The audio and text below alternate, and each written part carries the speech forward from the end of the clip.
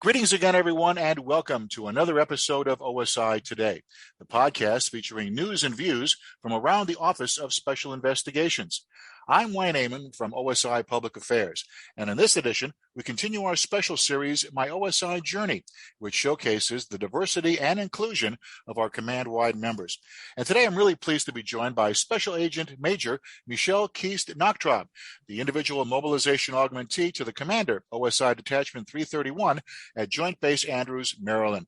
Michelle, welcome to the program. Great to have you on board.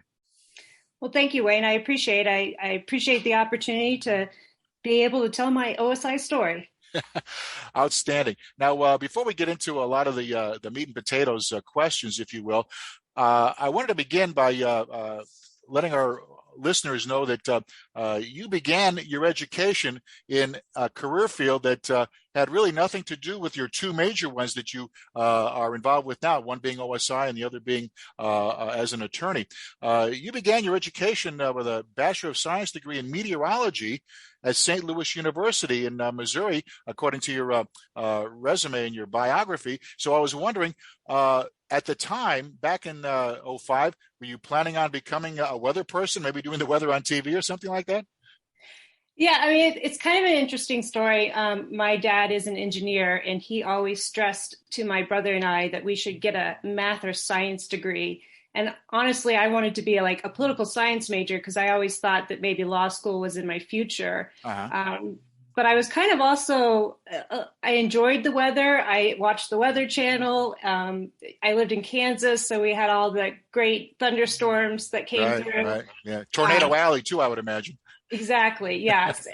and so, I kind of took that and I started doing some research and decided that maybe instead of engineering, maybe meteorology was my math and science degree that I would go after. And then when I ended up at St. Louis University, I actually went, I think it was like the first week, I went to a kind of like a fair where they introduced all the different student activities, and there happened to be one for Air Force ROTC. And once they found out I was getting my degree in meteorology, they basically handed me a piece of paper and said, "Would you like a scholarship?" And I said, yes, I would.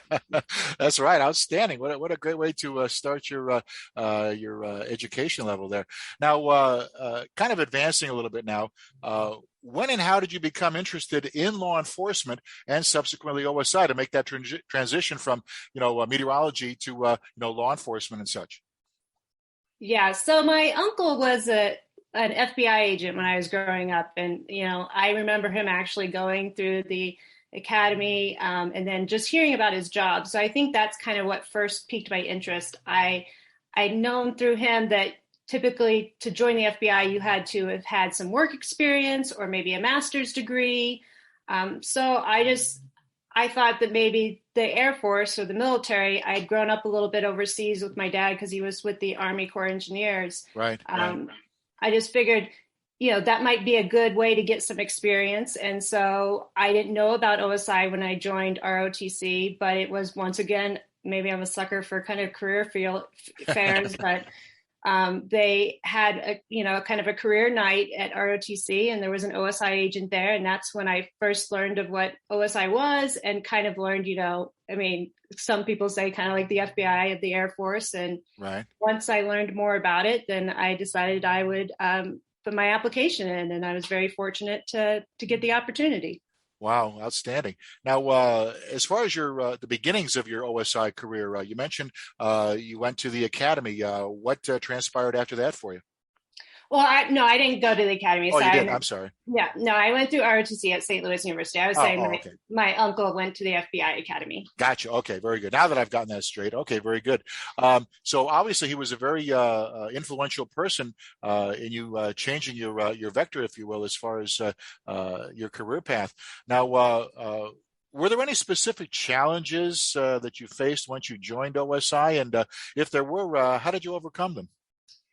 Yeah, I think with probably every OSI career, just maybe every career, right? There are challenges that you face, and depending on what phase you are in your career, the challenges change, right? I think when you first start OSI, you're just trying to learn the job, and trying to, as an officer, where do you fit in? But I think I think you kind of overcome those by perseverance, right? You just do the best that you can where you're planted, and just push through, and you come out on the other side if you do it well, right? Like if you put Right. the work in. So Right, exactly.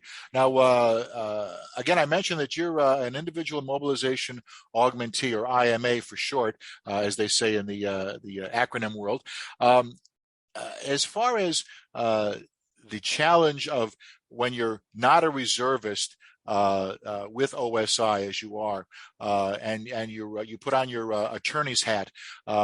You mentioned off mic that it was really a major balancing act, and I've talked to a couple of other IMAs here on the podcast, and they mentioned that that's really what it involves, in that balancing your time as well as your effort. So how do you get around having to, like, wearing two hats almost at one time?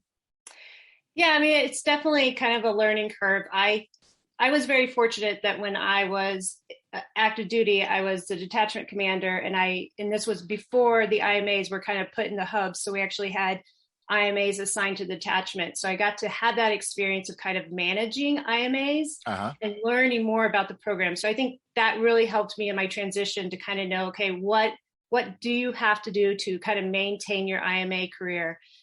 And then now on the flip side, on the civilian side, it's more kind of sometimes educating my civilian, because I'm not with the government, is my civilian employer, what are my requirements? What does it mean to be an IMA? It's a little bit different than a traditional reservist, the 1 week in a month, 2 weeks a year. And they've been very supportive, but sometimes it just takes me, educating them on what I need for them to support me. And so for me, I've been with the Air Force a lot longer than I have been an attorney. And so it's really important to me to maintain my Air Force career and hopefully retire from the reserves. So I try to make it a priority and balancing it out, but it is, I'm learning as I go through, right? Schedule wise, when can I take time to do my Air Force reserve time? Right. And then is there anything big coming up on the civilian side that I need to make sure I'm there for? Right. Obviously, what you just said, I guess, rings true for pretty much all the IMAs. Getting that support system, both on the military side as well as on the civilian side, makes your job perhaps maybe not really easy per se, but it makes it very much worthwhile to know that you have both areas that are behind you. That's true. Yes, I agree. Now, obviously, you've done very well as an attorney, and I mention that because in a recent online article in Law Week Colorado's website, it was entitled "Up and Coming Lawyers of 2021: Michelle Keast-Nachtrab." That must give you a lot of satisfaction, knowing that you have people within your civilian community that think of you that highly, even though you said you haven't, been a lawyer all that long. You must have made quite an impression on your contemporaries. Yeah, no, I was very honored. It's kind of one of the things that the partners nominate you for, and so yeah, I mean, it is very humbling to kind of see that, I'm doing well in my second career, right? And, because I'm a little bit older and making the career switch. So it's, I am proud of the fact that it seems to be working out. So. Outstanding. Yeah, I would imagine, juggling more than one thing is difficult for any of us, but for two careers like that, it must be pretty daunting, but you've certainly done very well in that. Now, moving along to my next question, who or what inspires you to do your best in OSI, in your job as the IMA at Det 331? Yeah, I would say kind of throughout, my OSI career, and then even in my civilian career, right, you come into contact with leaders, right, or mentors, and, you always kind of, and then sometimes you come across maybe leaders who maybe are not as good as some of the others that you don't actually relate to, but with everyone you meet, you kind of take something from them, right? You find something and you say, okay, I really wish I could emulate this person and do what they're doing. Or maybe, hey, something happened and maybe I won't, whenever I'm in that position, I won't do it. Right. And so it's these people that you meet, these leaders that you kind of inspire to be, and I think because you want to kind of earn their respect, or you see the respect that they have, and you kind of want to be in that same position, I think that motivates you, right? You want to make sure that you're doing the best that you can, so that when you're in that position, you have somebody's respect, whether it's be the personnel of the detachment, or even those who are above you. You want to make sure you're doing a good job. Is it safe to say, Michelle, that you mentioned earlier on in this answer that you take something away from almost everybody that you come in contact with? So is it safe to say you kind of have to be like a sponge, no matter whether you're in OSI or in your civilian sector? Oh, for sure. I think definitely there is, you should definitely be a sponge and absorb as much as you can. And I think along with that goes kind of like they say, like, grow where you're planted, right? But you also have to have the confidence and ability to know when it's your turn to speak up, right? And to no longer be a sponge, but actually be the person talking. So yeah. As you gain experience, there's no doubt about that you can impart your words of wisdom to those who follow you. No doubt about that. Now, before I ask my next question, I'm gonna read a quote that you had back in 2015, 2016, that time frame, and you said, "My experience with Air Force OSI has allowed me to be part of something bigger than myself, work with fantastic people, and learn about a wide variety of things.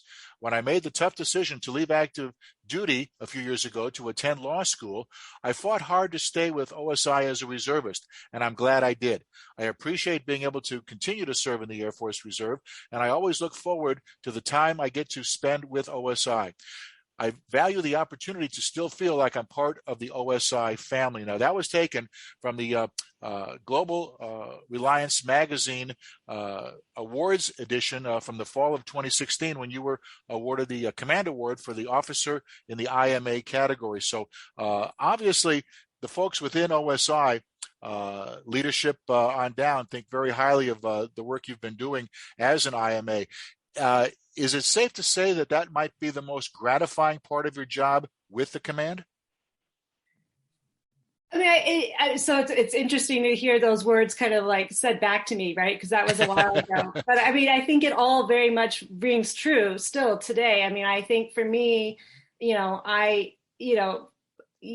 lot of times, sometimes being a lawyer and being an IMA or just a reservist it doesn't work out for everyone, right, because of the timing. But for me, it's very important to kind of go back to my roots and go back to OSI. And I appreciate the time I get to spend with people and kind of like tell people my experience. Sometimes I say I enjoy going and telling kind of my war stories, right? And it's really the people and the camaraderie and that family, that OSI family, that I really do appreciate being able to still be a part of. Right. Now, obviously, hindsight's always 20/20, Michelle. But if you could do it all over again, is there anything you would change about your OSI career or your law career? Yeah, I mean, I think that's a great question. I feel very fortunate and lucky, and I think everything's worked out. I mean, kind of what I said back in 2015, it was a very, very hard decision for me. And it's a risky decision, right? Because you never know whether that second career is actually going to take off or not. So far, it's worked out for me. I would say the only thing when I look back, on an OSI career, my OSI career, it's always about timing, right? I always kind of wanted to go to AFID and, learn a language, but it was just timing didn't work out for me. I mean, that would be the only thing, is that maybe I would try harder or push harder for that. But I really have, it's all worked out for a reason. That's how I kind of look at it. So absolutely no regrets. No regrets. No. Outstanding. Looking ahead a little bit, kind of putting on your forecasting hat, if you would, what direction do you envision OSI going into the future, from your perspective as an IMA reservist? Yeah, I mean, I think it's interesting because I've seen, OSI evolve over the years. And I think, we were kind of really known on the outside world about our deployed mission, right? Which has kind of wind down and has changed. I've been really impressed with OSI, for me as a reservist who comes in and, reads my email and kind of sees what the command is doing. not on a daily basis, but, every other week or something like that. I think for me, like, I've been so impressed with some of the initiatives that has occurred in the last couple of years, maybe with like Chief Burnfoot and her kind of fireside chats. Just the communication and the camaraderie, I feel, has gotten so much better. And maybe the pandemic maybe forced us a little bit, right? But I mean, I think just the communication from the top down. I think when you are an agent in a detachment and you are starting to see the bigger picture and understand and feel like there's someone out there looking out for you, I think that motivates you to give more to an organization. And I've just been really impressed with how much that has kind of grown in OSI. And so I hope it continues to grow, right? I hope we continue to keep that communication going. The purpose of this particular podcast, my OSI Journey, is again to talk about the diversity and inclusion that that permeates throughout the command. From a D&I perspective, how foundational is diversity and inclusion to the success of OSI in your view?